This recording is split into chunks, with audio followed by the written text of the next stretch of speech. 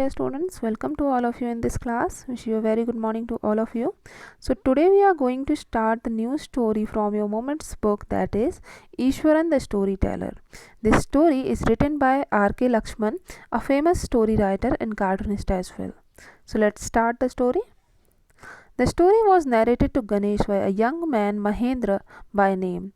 He was a junior supervisor in a firm which offered on hire supervisors at various types of construction sites, factories, bridges, dams, and so on. Mahendra's job was to keep an eye on the activities of the work site. He had to keep moving from place to place every now and then as ordered by his head office. From a coal mining area to a railway bridge construction site, from there, after a few months, to a chemical plant which was coming up somewhere. So this story starts when the narrator Mahendra was telling this story to Ganesh, who was his colleague.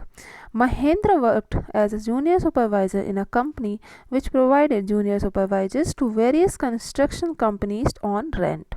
So, being a junior supervisor, Mahendra got posted at different sites like factories, bridges, dams, etc., which were under construction. His work was to observe the work or activities of the workers at the site. He had to change places often and worked at various places like a coal mine, railway bridge construction site, and the construction site of a chemical plant. Now, he was a bachelor, his needs were simple, and he was able to adjust himself to all kinds of odd conditions, whether it was an ill equipped circuit house or a makeshift canvas stand in the middle of a stone quarry. But one asset he had was his cook, Ishwaran. The cook was quite attached to Mahendra and followed him uncomplainingly wherever he was posted. He cooked for Mahendra, washed clothes for Mahendra, and chatted away with his master at night. He could weave out endless stories and anecdotes on varied subjects. So here, circuit house means a guest house for government employees. Makeshift means temporary. Asset means you can say a property or advantage. Here, ill-equipped means with less resources. Anecdote means short interesting story about some real person or thing. So, as Mahendra was unmarried, he didn't have a family. He was able to live in every circumstances. Like he was able to live in the temporary quarters provided at the construction site. He adjusted well in the circuit house, which did not provide the basic amenities like facilities or even the tents, which were temporary in nature. But Mahendra had an advantage. He was always accompanied by his cook Ishwaran. He was very close with Mahendra and went with him everywhere he was posted. He did all the works for Mahendra, such as cooking food, washing clothes, and moreover gave him company by talking to him at night. Ishwaran had a quality. He was expert in telling stories and he entertained Mahendra with his numerous stories based on different subjects. Now, Ishwaran also had an amazing capacity to produce vegetables and cooking ingredients, seemingly out of nowhere. In the middle of a desolate landscape with no shops visible for miles around, he would miraculously conjure up the most delicious dishes made with fresh vegetables within an hour of arriving the zinc sheet shelter at the new workplace. Desolate means uninhabited, means empty. Conjure up means to gather or to create with magic. Zinc sheet shelter means a temporary place to live with a roof of metallic sheets. So Mahendra continues telling about Ishwaran that he was a great cook. Whenever they shifted to a new location, he would gather all the vegetables and other ingredients required by him to cook in no time. As they lived in places which were not inhabited by many people, in temporary shelters with metallic shed, it was seemed as if he would do some magic and gather all the ingredients out of nowhere. Now, Mahendra would be up early in the morning and leave for the work after breakfast, carrying some prepared food with him. Meanwhile, Ishwaran would tidy up the shed, wash the clothes, and have a leisurely bath and pouring several buckets of water over his head, muttering a prayer all the while. It would be lunch time by then. After eating, he would read for a while before dozing off. The book was usually some popular Tamil thriller running to hundreds of pages. Its imaginative descriptions and narrative flourishes would hold Ishwaran in thrall. Here, leisurely means not in a hurry, muttering means speaking in low voice, dozing off means falling asleep, narrative flourishes means detailed descriptions, enthrall means the state of being in someone's power or influence, you can say. So Mahendra would wake up early in the morning to get ready and leave for work after eating his breakfast. He would carry his lunch along with him. After he left, Ishwaran would clean their living place, wash Mahendra's clothes, and have a nice bath. He would take many buckets of water and pour water on his head while mumbling a prayer. After that, he would eat his lunch and read his favorite book in Tamil language. Ishwaran would get carried away with the details and descriptions given in the book that he read. Then he would go off to sleep. His own descriptions were greatly influenced by the Tamil authors that he read. When he was narrating even the smallest of incidents, he would try to work in suspense and a surprise ending into the account. For example, instead of saying that he had come across an uprooted tree on the highway, he would say, with eyebrows suitably arched and hands held out in a dramatic gesture, the road was deserted and I was all alone. Suddenly, I spotted something that looked like an enormous bushy beast lying sprawled across the road. I was half inclined to turn and go back, but as I came closer, I saw that it was a fallen tree, with its dry branches spread out. Mahendra would stretch himself back in canvas chair and listen to Ishwaran's tales and critically. Here, arched means curved, gesture means a movement or motion of body parts, enormous means huge. As Ishwaran read stories with detailed descriptions, he narrated them in the same way. Mahendra recollects that he would narrate even a small incident with a lot of suspense and surprise, which made it very interesting for a listener. Then he gives an example of a story that one day he was walking down the highway, he came across a broken tree, fallen on the road. But he would not describe it simply. He would say with his facial expressions and bodily gestures that the road was empty and he was all alone. This would create suspense in the listener's mind. Then he would say that all of a sudden he noticed the huge beast was lying across the road. As he walked ahead and went nearby to this, and he was thinking that he should go back. But as he reached closer, he found a fallen tree on the road. The branches of the tree spread out, and it seemed as if it was a huge animal. Now, Mahendra says that this talent of Ishwaran made the simple story very interesting and the listener was impressed.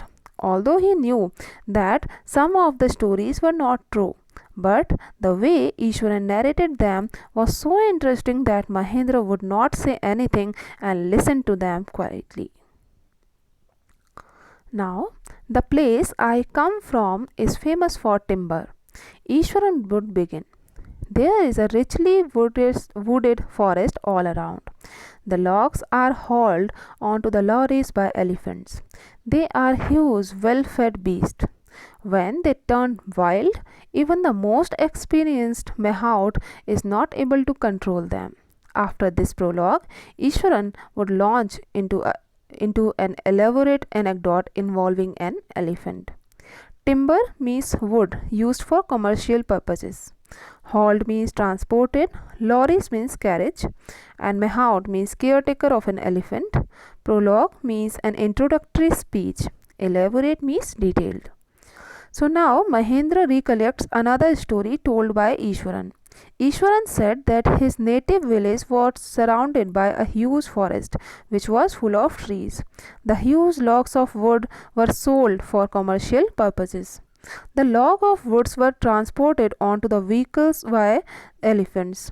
They were huge elephants, and if they turned mad, even the perfect mahout was not able to control them.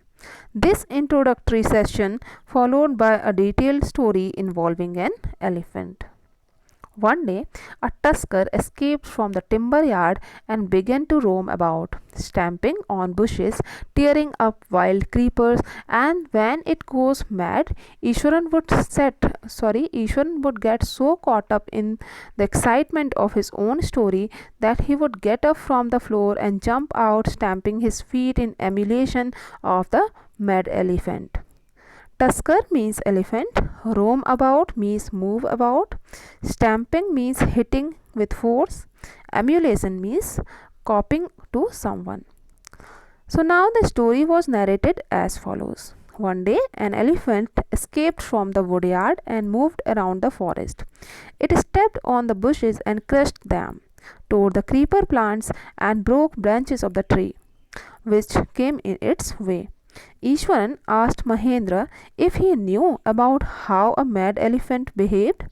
In order to make his story effective, uh, Ishwaran stood up and jumped around the place, hitting his foot on the ground in order to copy the actions of the mad elephant. Now, the elephant reached the outskirts of our town, breaking the fences down like matchsticks. He would continue. It came into the main road and smashed all the stalls selling fruits, mud pots, and cloths. People ran helter skelter in panic. The elephant now entered a school ground where children were playing, breaking through the brick wall. All the boys ran into the classrooms and shut the doors tight. The beast grunted and wandered about, pulling out the football goalpost, tearing down the volleyball net, kicking and flattening the drum capped for water, and uprooting the shrubs. Meanwhile, all the teachers had climbed up to the terrace of the school building. From there, they helplessly watched the depredations of the elephant. There was not a soul below on the ground.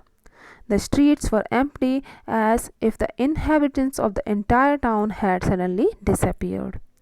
Outskirts means outer area, helter skelter means here and there, panic means sudden fear, grunted means make a loud sound, and depredations means attacks.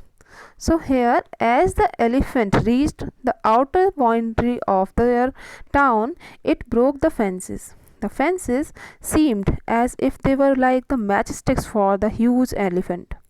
The elephant reached the main road and broke all the stalls selling different things like fruits, mud pots, and cloths. The people were taken unaware, so they ran here and there in the state of being confused. Then it broke the wall of a school and entered the ground where the students were playing. All the students ran back into their classrooms and closed the doors tightly. The elephant made loud trumpet sound and roamed here and there in the whole school ground. It broke the goalpost in the football ground, tore the that had been put up in the volleyball court, and stepped on the water drum and broke it and tore many plants as well. The teachers had climbed onto the roof of the school building and watching helplessly as the elephant was destroying the school property. There was not even a single person to be found on the road. All the streets of the town were empty as all the people were scared of the mad elephant. Now, I was studying in the junior class at that time and was watching the whole drama from the rooftop. I don't know what came over me suddenly. I grabbed a can from the hands of one of the teachers and ran down the stairs and into the open. The elephant grunted and menacingly swung a branch of a tree which it held in its trunk. It stamped its feet, kicking up a lot of mud and dust. It looked frightening, but I moved slowly towards it, stick in hand. People were watching the scene, hypnotized from nearby housetops. The elephant looked at me red eyed, ready to rush towards me. It lifted its trunk and trumpeted loudly. At that moment, I moved forward and mustering all my force, waked its third toenail on the quick. The beast looked stunned for a moment, then it shivered from head to foot and collapsed. Here, cane means wooden stick, menacingly means threateningly, and swung means rotate, hypnotized means influence of being something. Mustering means collecting. Waked means hit noisily, and stunned means shocked, and collapsed means fell down. So, at the time of this incident, Ishwaran was studying in one of the junior classes in the school. He was observing the elephant from the rooftop.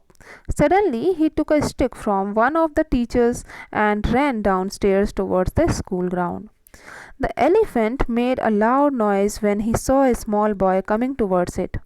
It lifted a branch of tree in its trunk, hit its foot on the ground, and it made a lot of mud and dust in the air. The elephant was threatening Ishwaran. The elephant was trying to threaten the Ishwaran, but the boy stood still, not being afraid of it. With a stick in its hand, he moved towards the elephant slowly. Many people had climbed on their rooftops and watching this incident continuously. They were standing still and awestruck, waiting to see that what happened next. Ishwaran saw that the elephant were in anger. It again lifted its trunk and made a loud trumpet sound as it was about to attack him. Now, just then, Ishwaran gathered all his force and hit the elephant's third toenail quickly. The elephant was shocked for a while, and it reached by trembling all over. Now then, it became unconscious and fell down on the ground. So now, Ishwaran was successful in his attempt of controlling the elephant. At this point, Ishwaran would leave the story unfinished and get up mumbling. Mumbling means speaking slowly. If I will be back after lighting the gas and warming up the dinner.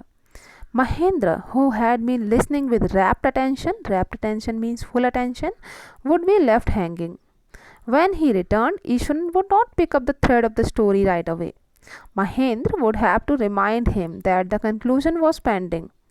While a veterinary doctor was summoned to revive the animal, Ishwaran would shrug casually. 2 days later, it was led away by its mahout to the jungle. Now, veterinary doctor means a doctor who treats animals. So, and shrug means to raise one's shoulders to express ignorance. Now, after this, Ishwaran would leave the story incompleted, and in a low voice he would say that he would return after lighting the gas stove to warm the dinner as they were getting late for the meal. Mahendra would be curious to know what happened next.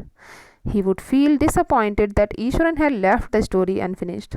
On returning, he would not continue with the story as he wanted to arouse curiosity in Mahendra's mind. Mahendra, who would be eager to know the ending, would ask Ishwaran to conclude the story. Ishwaran would just say casually that a veterinary doctor was called to bring the elephant back to its senses, and after 2 days the mahout would take the elephant back to jungle. Well, how did you manage to do it, Ishwaran? How did you bring down the beast? It has something to do with the Japanese art, I think, sir. Karate or jujitsu it's called. I had read about it somewhere. It temporarily paralyzes the nervous system, you see. Now Mahendra was curious to know that how did the young Ishwaran manage to overpower the huge elephant? Now Ishwaran answered that he performed a Japanese martial art. He said it was either karate or jujitsu. He had read about it somewhere that the martial art caused a person unconscious by disrupting the nervous system. So after that, what would happen? What are the another stories made by Ishwaran? We'll continue in the next session. Till then, have a good revision of this part and read the another part too. I hope it's clear to all of you. Thank you, children.